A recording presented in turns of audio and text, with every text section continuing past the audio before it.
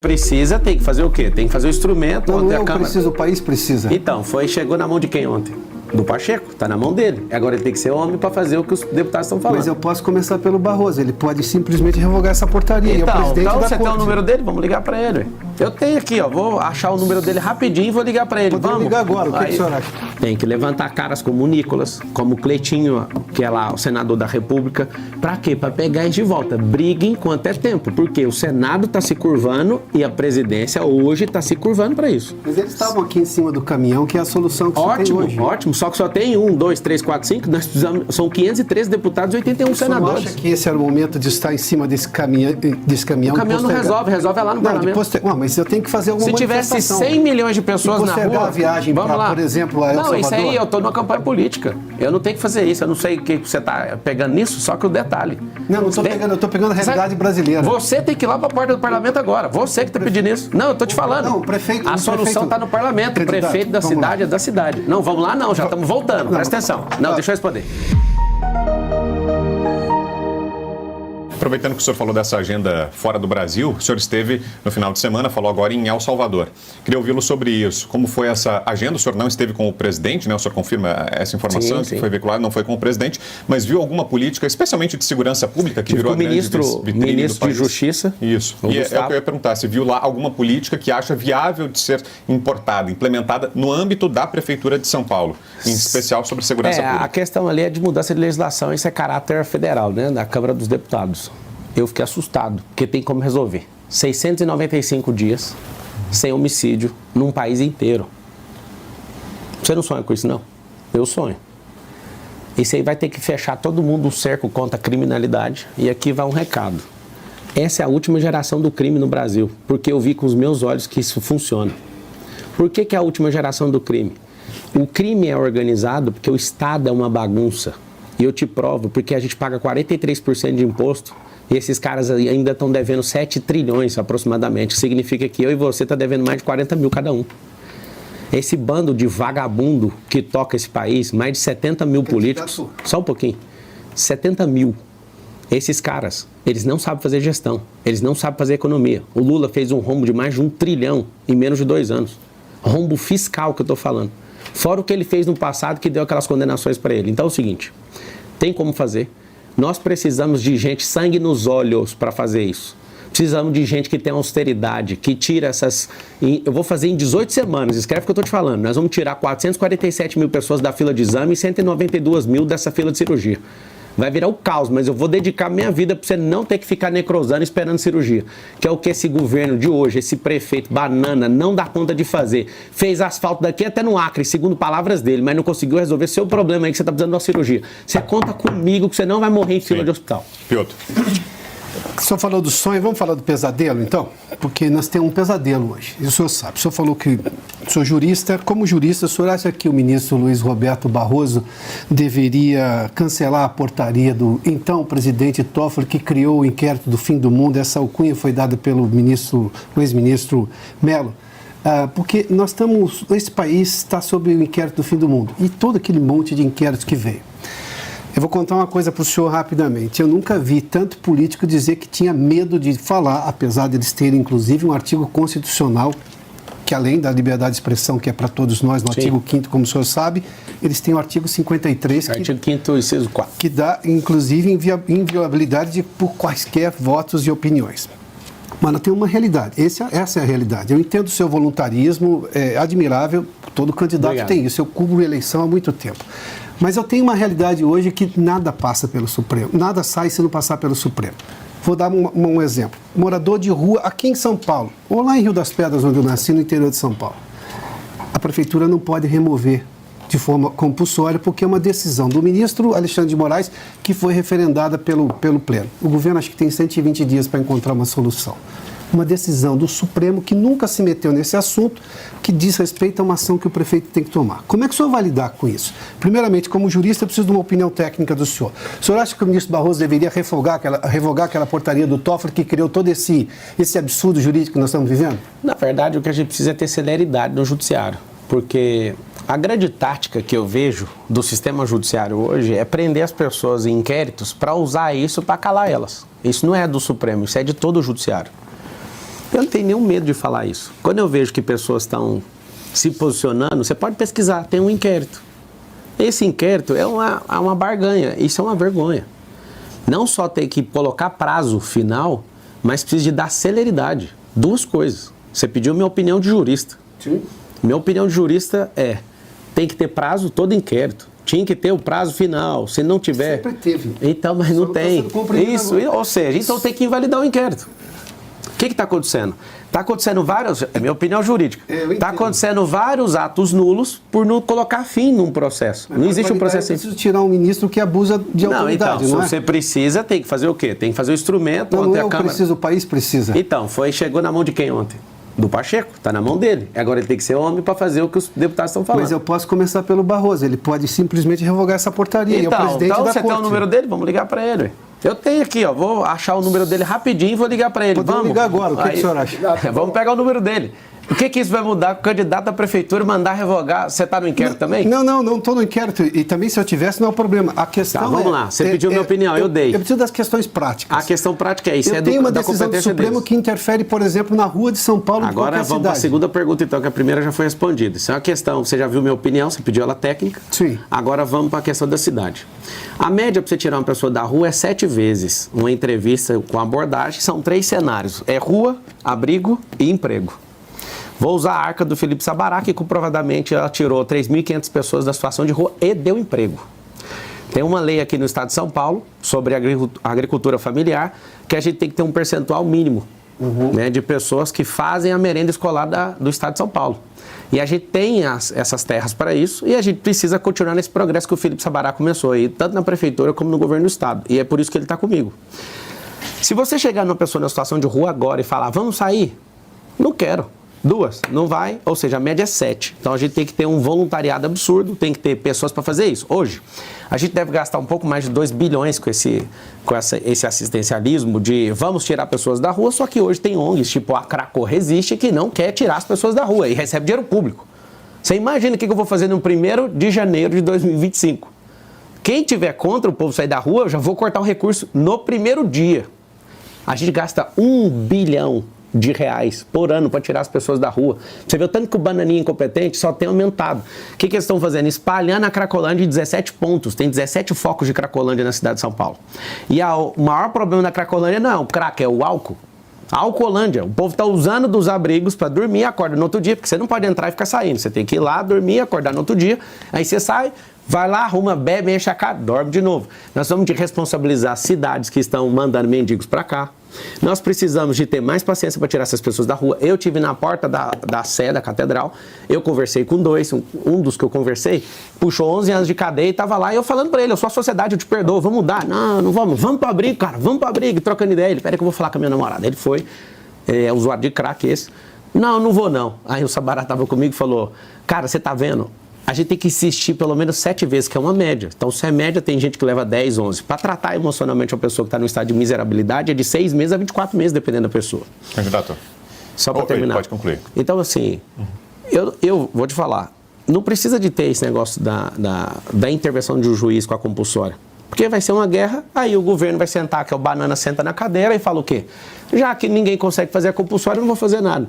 A gente tem que levar esse povo para a horta, para trabalhar, tem que tirar do ambiente. E é devagar, ir pegando testemunho, trazendo. Tem que ter uma política social e voluntariado absurdo para tirar essas pessoas de lá. Responsabilizar quem está enchendo as ruas de mendigo, porque tem um monte de cidade fazendo isso. Tem 645. Essa responsabilização, claro, é pelo Ministério Público. É claro, o Ministério Público tem que saber disso. A gente tem que vigiar essa chegada. De onde você está vindo?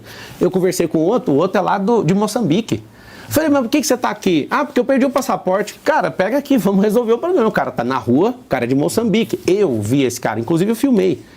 Então, tipo, a gente precisa de ter coragem de resolver. Agora, gastar R$1 bilhão e aumentar 23% em relação a dezembro do ano passado, você é um incompetente, seu bananinha. É isso que você está fazendo aí.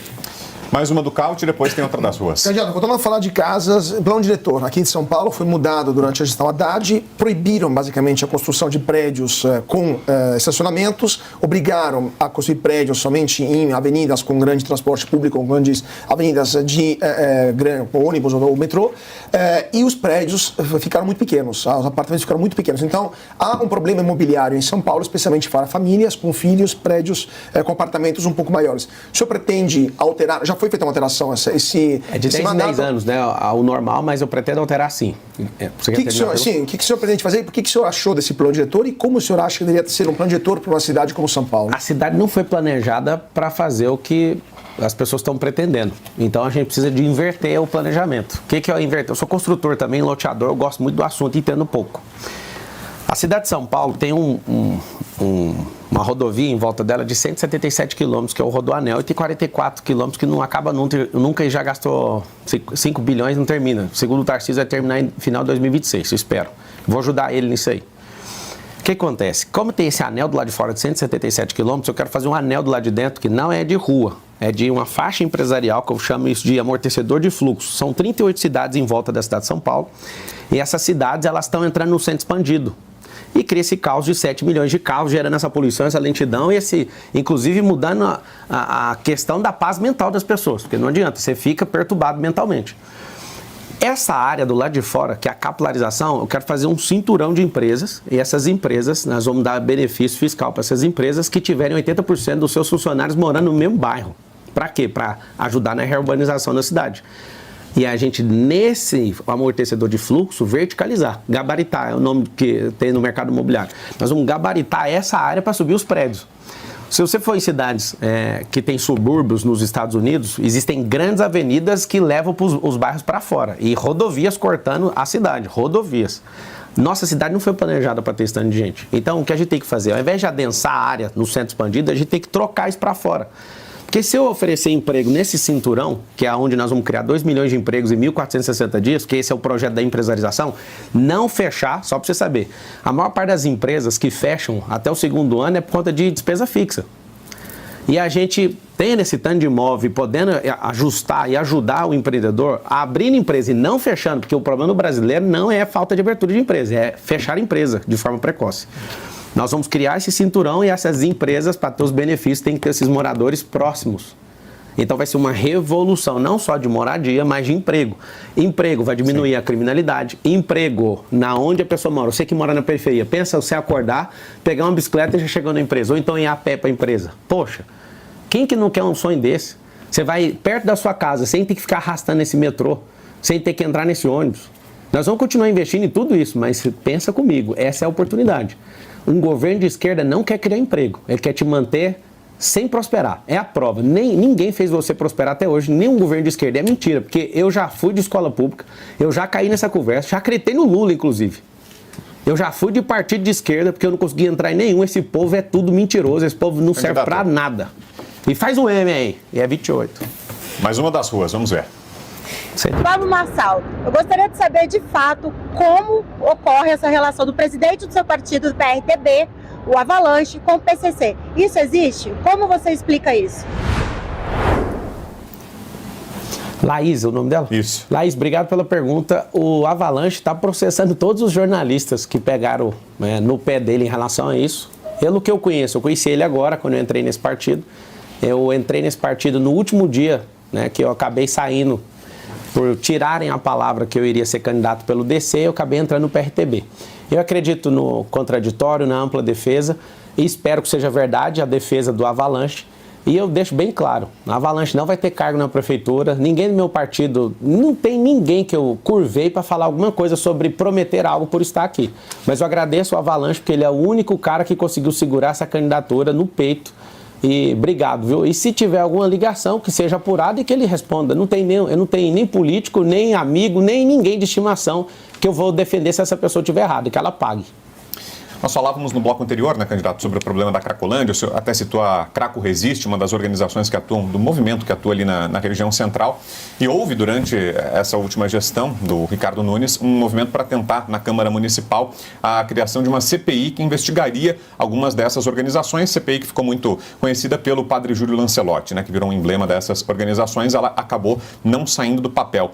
Pergunto ao senhor, se eleito, o senhor pretende apoiar essa iniciativa, que é encabeçada, inclusive, por um grande aliado do senhor, candidato a vereador, o Rubinho Nunes. O senhor pretende, se eleito, dar o seu apoio enquanto prefeito à CPI das ONGs e do Padre Júlio? É claro, você imagina, se você na cidade de São Paulo sabe que R$1 bilhão está sendo destinado para nada, isso tem que ser apurado e colocar a gente na cadeia, não faz sentido. O padre lança leite, ele sabe que ele fica usando aquilo ali para politicagem. Então assim, você sabe o que é R$1 bilhão? Eu já faço a resposta agora. Olha o que é você dar a chance para um inútil governar uma cidade que tem um orçamento de 120 bilhões de reais. 1 milhão em segundos significa 11 dias. Você liga o cronômetro, para dar 1 milhão em segundos leva 11 dias. E 1 bilhão em segundos, 31 anos em segundos. Só para você entender a dimensão, a escala e a exponencialidade da diferença de 11 dias para 32 anos aproximadamente. O que significa isso? A gente gasta esse tanto de dinheiro por ano e aumentou 23% das pessoas em situação de rua. Ou seja, nós não estamos gastando dinheiro. Alguém está comendo esse dinheiro e está aumentando. Ou seja, você está investindo para ter mais morador de rua e pôr esse bando de ONG para fazer graça aqui. Em nome de quê? A troco de quê? Você vai ter seu familiar de volta na sua casa. Essa pessoa que está em situação de rua, a maior parte são homens, eles vão para um trabalho. Nós vamos dar uma vida digna para ele e você vai receber seu familiar de volta. Vai demorar um pouquinho, mas nós vamos fazer isso. E se o STF barrar, candidato? Se o STF for lá... Vai ter que pegar o avião, sentar lá, tem 11 ministros. Olha, tem uma boa vontade, não tem solução, a gente precisa de ajuda. Se barrar, o que vocês sugerem? Assim como é que você chama? Adalberto. O Adalberto falou, mas o Estado tem 120 dias, então apresentou a solução. Não apresentou? Vamos voltar. Então, não temos solução. O que você pode fazer? A gente vai ter que... Se isso aqui fosse uma monarquia, já estava resolvido, porque qualquer um não ia deixar. Agora é uma democracia. Democracia é tripartida. É tripartida, mas o auxiliar da justiça, que está lá no artigo 133. Candidato, conversar não resolve, tem que fazer. Então, tem que fazer. Não, mas tem que conversar com o ministro que dá a decisão democrática. Tem que ir lá, mas tem que ir. Ué. E a dele vale sobre qualquer outra decisão. E tem que ir Todo lá. O sistema político foi completamente vilipendiado por decisões do Supremo Tribunal Federal. Porque um Congresso Nacional não está assumindo o papel dele. Aí faz o quê? Dá o poder de legislar para o STF. O sistema tripartido de poder é um sistema de freios e contrapesos. Sim. Se tiver uma pessoa maluca na presidência, você já desregulou o sistema de freio e contrapeso. Se você tem um Congresso Nacional que é enrolado até o pescoço, na figura dos presidentes, inclusive, vocês fiquem de olho na troca da presidência agora. Vai trocar a presidência do Senado e da Câmara dos Deputados. Quem é essa pessoa? Fique de olho, porque essa é a decisão que o povo tem que ficar assistindo. Só para você entender, a Dilma Rousseff, ela tomou mais de 50 processos de impeachment e todos foram engavetados. Mas no dia que ela arrumou uma briga com o Eduardo Cunha, ela caiu. E a discussão dos dois para saber quem era o mais idiota, qual era a discussão? Vamos ver quem cai primeiro. Os dois caíram, os dois. Deixa eu te ensinar uma coisa, você que é povo. Abra seus olhos na troca de presidência das duas casas legislativas agora. E eu vou valendo o que você quiser. Todo mundo que está cotado para assumir a presidência, tanto do Senado como da Câmara dos Deputados, está enrolado até o pescoço com processos judiciais. O senhor acha que tem algum louco megalomaníaco no Supremo que está se achando acima do Brasil de Então, tudo? como o sistema de freio contra peso está fazendo isso, a Corte assumiu uma postura e eu vou repetir. Ela precisa voltar e deixar de ser politizada, que não é uma Corte que é política. E tem que abrir mão dessa legislação. A legislação, o poder de legislar é do Congresso Nacional. Tem que levantar caras como o Nicolas, como o Cleitinho, que é lá o senador da República. Para quê? Para pegar eles de volta. Briguem enquanto é tempo. Porque o Senado está se curvando e a presidência hoje está se curvando para isso. Mas eles estavam aqui em cima do caminhão, que é a solução que você tem hoje. Ótimo. Só que só tem 1, 2, 3, 4, 5. Nós precisamos, são 513 deputados e 81 senadores. Você não acha que esse era o momento de estar em cima desse caminhão? O caminhão não resolve lá no parlamento. Mas eu tenho que fazer alguma manifestação. Se tivesse 100 milhões de pessoas na rua... a viagem para, por exemplo, a El Salvador? Isso aí, eu estou numa campanha política. Eu não tenho que fazer isso. Eu não sei o que você está pegando nisso, só que o detalhe... Não estou pegando, eu estou pegando a realidade brasileira. Você tem que ir lá para a porta do parlamento agora. Você que está pedindo isso. Não, eu estou te falando. Não, o prefeito... A solução está no parlamento. O prefeito da cidade é da cidade. Não, vamos lá não, já estamos voltando. Presta atenção. Não, deixa eu responder. Seguinte, a pressão aconteceu dia 7. Primeiro? Deixa eu terminar a resposta. Tá bom, então vai lá. Vamos lá. Eu vou lhe dar esse tempo. Vamos lá. Obrigado por você ter me dado esse tempo. Aqui. Nossa, que bom que você me deu vamos tempo. lá. Eu já estava com tempo. Não, mas eu estava fazendo a pergunta. Não, você está atrapalhando a resposta. Aí não vai ter tempo para nada se a gente ficar nessa. Então, deixa eu terminar. Então vamos lá. Você... Não, eu já estou à vontade. É o seguinte, só um pouquinho. Eu tenho hoje um poder que está sobre os outros. O que acontece? Nós precisamos, se é isso que você está querendo fazer, a gente tem que ir lá para o parlamento hoje, agora. Hoje é que dia? Não está agindo. É terça-feira? Hoje é terça? Terça-feira. Então é lá, o expediente dos deputados tem que marcar e pôr pressão lá. Sim. É só isso. Está na mão deles. Quem tem competência para fazer isso não é um jornalista, não é um candidato a prefeito. Você não entendeu isso até agora. É o parlamento. O parlamento está tão fraco que está precisando de um jornalista cobrar um candidato à prefeitura para resolver um problema. Candidato. O parlamento está fraco. O parlamento precisa de força. Para quê? Convoque as pessoas na porta do parlamento. São 513 deputados. E aqui vai um recado. Parlamentares, políticos e ministros do Supremo Tribunal Federal só tem medo do povo. Ninguém afina para nada, nem para cadeia, nem para nenhum tipo de ameaça, mas o povo. Se vocês realmente querem fazer isso, tem que ir para a porta do parlamento e pôr pressão naqueles 513 deputados, que o parlamento já baixou a cervical faz muito tempo. Sim. É aí que está a verdade. Acho que está respondido, né?